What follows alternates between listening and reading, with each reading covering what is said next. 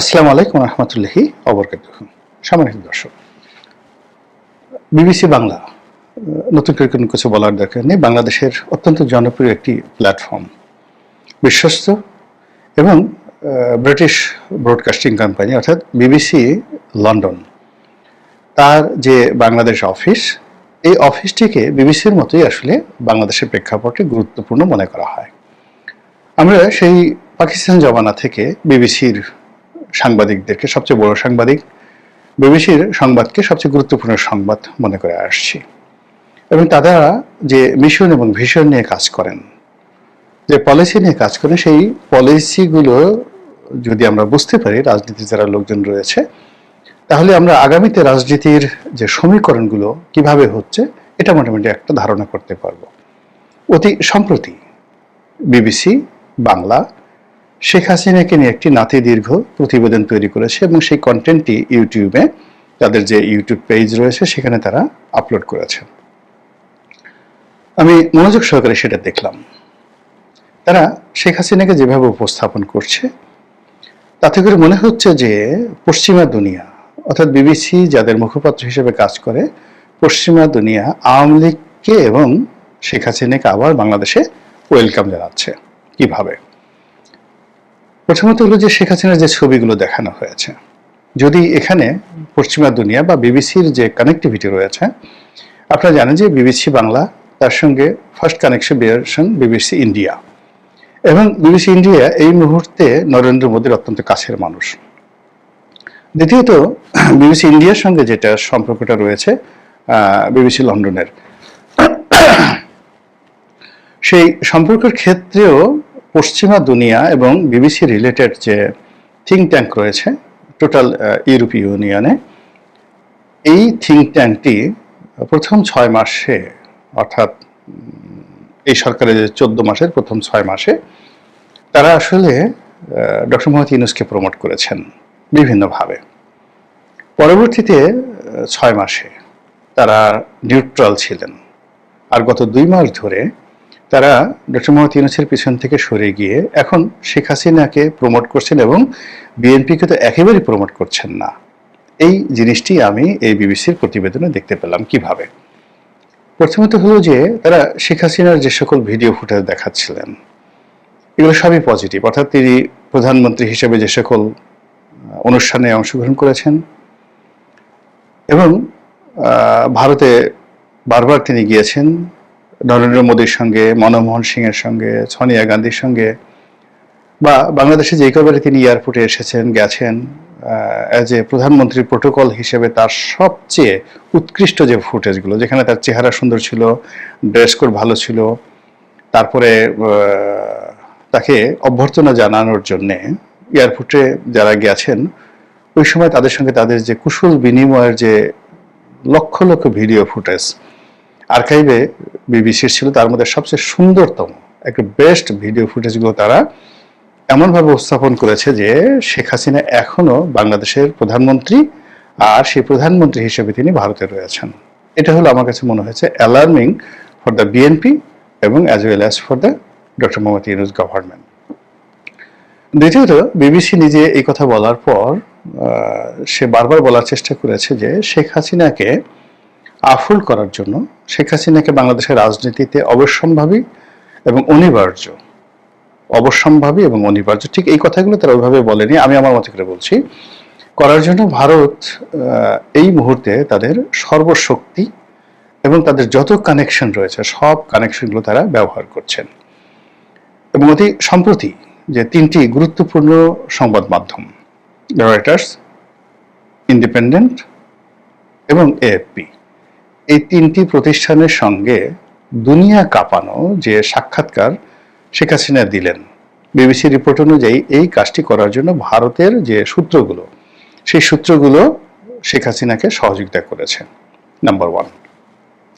Number 2 হলো যেটা BBC বলার চেষ্টা করেছেন যে শেখ হাসিনা যতদিন ভারতে আছেন, এটাকে প্রথম দফাটা তাকে লকডাউন হিসেবে রাখা হয়েছে, তার সেফটি অ্যান্ড সিকিউরিটি, এবং তার ব্যাপারে আসলে বাংলাদেশ কিভাবে রিয়্যাক্ট করে, তারপর ভারতে কিভাবে রিয়াকশন তৈরি হয় ভারতের জনগণ, ভোটার, পলিটিশিয়ানদের মধ্যে, এবং শেখ হাসিনা পুরো পরিস্থিতি কিভাবে হ্যান্ডেল করেন, এই জিনিসগুলো তিনি মানে ভারতের যারা থিঙ্ক ট্যাঙ্ক রয়েছেন বা যারা কর্তৃপক্ষ রয়েছেন তারা এটাকে মূল্যায়ন করেছে। এবং আপনারা জানেন আমেরিকা এবং ভারতে এখন রাজনীতির একটা বিরাট অংশ সেখানকার থিঙ্ক ট্যাঙ্ক যারা আছে তারা নিয়ন্ত্রণ করেন। তো এইটা করার ফলে ভারত যে সিদ্ধান্তটা পৌঁছে গেছে সেটা হলো আওয়ামী লীগের বিকল্প তাদের বন্ধু নেই, আর আওয়ামী লীগের মধ্যে শেখ হাসিনার বিকল্প নেই। এটা তারা একেবারে শতভাগ নিশ্চিত হয়ে গেছে, এ প্লাস এ প্লাস এ প্লাস। দ্বিতীয়ত হলো যে শেখ হাসিনা সম্পর্কে এবং আওয়ামী লীগ সম্পর্কে বাংলাদেশে গত 14 মাসে, তার মধ্যে গত সেই 1 বছর ধরে যদি ধারাবাহিক অবস্থা দেখেন তাহলে নেতিবাচক যে প্রচার প্রপাগান্ডা মনোভাব এটা একেবারে জ্যামিতিক হারে কমেছে 1 বছর ধরে। আর গত 2 মাস ধরে এটা ইতিবাচক, পজিটিভ। মানে প্রথম হলো যে আওয়ামী লীগের লোকজন ধরো, মারো, জেলে দাও এবং এদেরকে গণিমতের মাল হিসেবে ব্যবহার করো। এই যে একটা বিক্ষুব্ধ ভাব ছিল জুলাই আগস্ট বিপ্লবের পর, এটা কমতে কমতে কমতে কমতে 1 বছরে একেবারে একটা নিউট্রাল জায়গাতে চলে এসছে এবং গত 2 মাস ধরে এখন এটাকে পজিটিভ সবাই মনে করছে। না মানে আওয়ামী লীগ দেশ চালানোর জন্য উপযুক্ত, তাদেরই দরকার, তারা যেই কাজ করছে ইত্যাদি ইত্যাদি নানা রকম, এটা ভারত মনে করছে বলে বিবিসির প্রতিবেদনে প্রকাশিত হয়েছে। এই কারণে তারা শেখ হাসিনাকে একটা যাকে বলা হয় একটা ওপেন স্পেস দিতে যাচ্ছে। এই ওপেন স্পেসের প্রথম পদক্ষেপ হিসাবে তার পরিবারের সদস্যের সঙ্গে তার যোগাযোগ ঘটিয়ে দিয়েছে। ইতিমধ্যে আমেরিকা থেকে এসে সজীব ওয়াজেদ জয় শেখ হাসিনার সঙ্গে দেখা করেছে বলে বিবিসি স্বীকার করেছে। এবং আমরা বিভিন্ন মাধ্যম থেকে যেটা জানতে পারছি যে সেখানে নিয়মিতভাবে দিল্লিতে আওয়ামী লীগের নেতাকর্মী, সেটা আমেরিকা থেকে হোক, ইউরোপ থেকে হোক, কলকাতা থেকে হোক, মানে তারা সবাইকে অবাধে তার সঙ্গে দেখা সাক্ষাৎ করছেন এবং তিনি তার নিজস্ব মোবাইল টেলিফোন ব্যবহার করা থেকে শুরু করে প্রযুক্তির ছোঁয়ায় তিনি তার দলীয় কর্মকাণ্ড চালাচ্ছেন এবং এই তিনি দলীয় কর্মকাণ্ড যেন নির্বিঘ্নে চালাতে পারেন এজন্য যত লজিস্টিক সাপোর্ট এটা ভারত এখন নীতিগতভাবে সিদ্ধান্ত নিয়ে এই কাজটি শেখ হাসিনাকে দিয়ে করাচ্ছেন।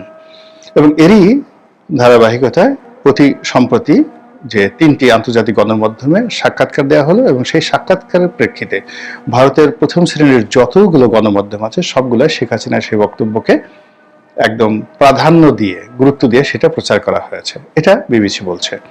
এবং বিবিসি সবচেয়ে ভয়ানক যে সংবাদটি দিয়েছে সেটা আমেরিকার সবচেয়ে জনপ্রিয় এবং সবচেয়ে গুরুত্বপূর্ণ সেই গুরুত্বপূর্ণ সংবাদ মাধ্যম যারা কিনা ক্ষমতার সবকিছু নিয়ন্ত্রণ করে, অর্থনীতি, রাজনীতি, ক্ষমতা দেশে এবং দেশের বাইরে, সেটা হলো ব্লুমবার্গ আর ওয়াল স্ট্রিট জার্নাল।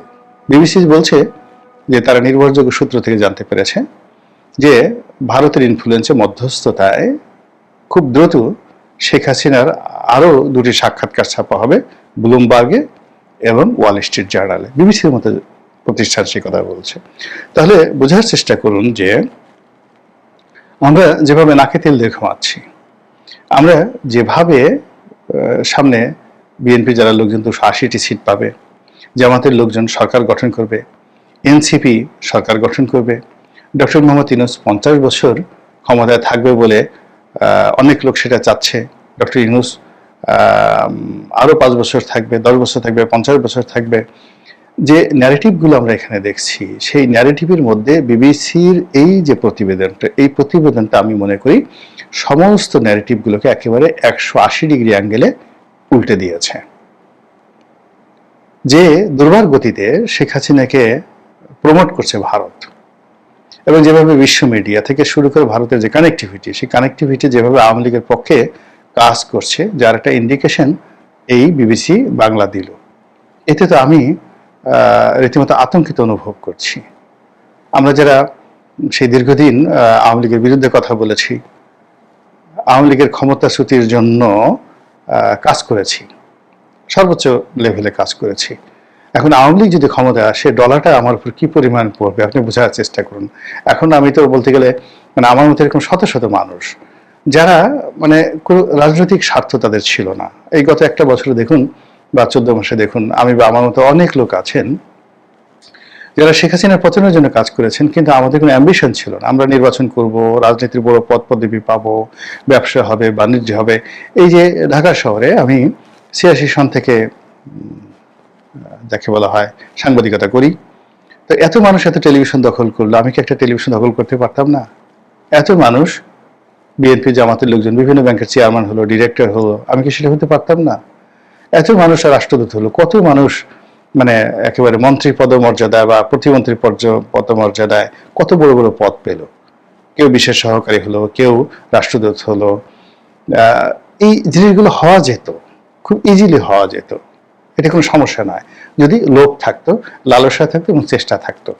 তো লোভ ছিল না, লালসা ছিল না, চেষ্টা ছিল না। আমরা যে কাজগুলো করেছি দেশের কল্যাণের জন্য, মনে করেছি শেখ হাসিনা গেলে ভালো থাকবে। কিন্তু এখন কি, এখন এই যে আমরা যে অবস্থার মধ্যে পড়েছি, তো এই অবস্থায় আমার যে বয়সে বসে আবার নতুন করে ডলা খাওয়া, আবার নতুন করে মানে সেই আওয়ামী লীগের ছাত্রলীগের সেই অত্যাচারের মধ্যে পড়া, সেই মানে এটা কল্পনা করলে হাত পা হিম হয়ে আসে।